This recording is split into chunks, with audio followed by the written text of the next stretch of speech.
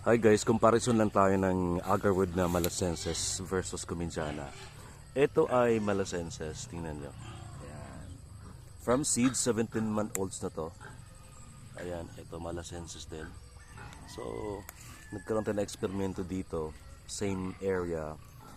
Same na panahon na itinanim. Ito si Malasenses from the seed.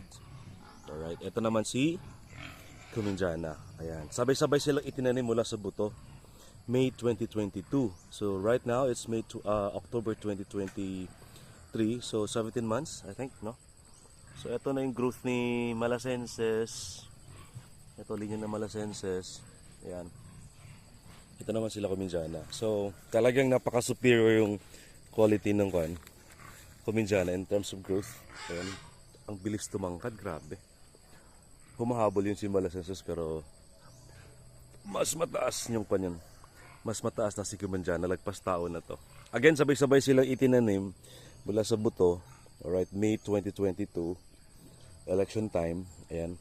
So, nakapag-germinate tayo ng seeds galing sa areas ng Mindanao. So, sinabay natin sila pinatubo. Again, ito na yung si Malasenses. Alright. Ito galing sa Caraga region yung seeds. Si Comminjana galing sa Zamboanga area. So, nung sabay-sabay natin itinanim dito, nilipat.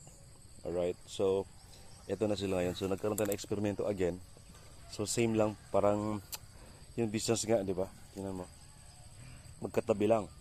Para ma-check natin ko yung growth talaga, sino mas mabilis sumubo. So, talagang si Comminjana. Kasi si Comminjana, di ba, native ng Mindanao. So, sa lahat po na mag-agarwood, ang Comminjana ay tatak Mindanao, tatak Pilipinas na klase na Aquilaria tree. Alright. We also have Malasenses here.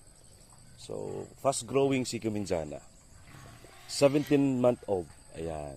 So, tandang-tanda ko yung mga petsa nito kasi ginawa natin. Pinag-aralan natin at i-document yung pagtanim ng agarwood. Alright, so I think baka next year, pagdating ng 24 months old, mamumunga na to. Tangkad eh. Yan o. Lagpas tao na.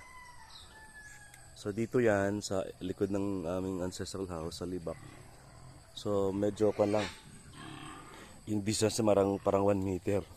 At tuloy, sinadya ko talaga tong ganito yung pagkatanim para ma-monitor natin yung growth ng Comminjana and agarwood Malasenses or Aquilaria Malasenses.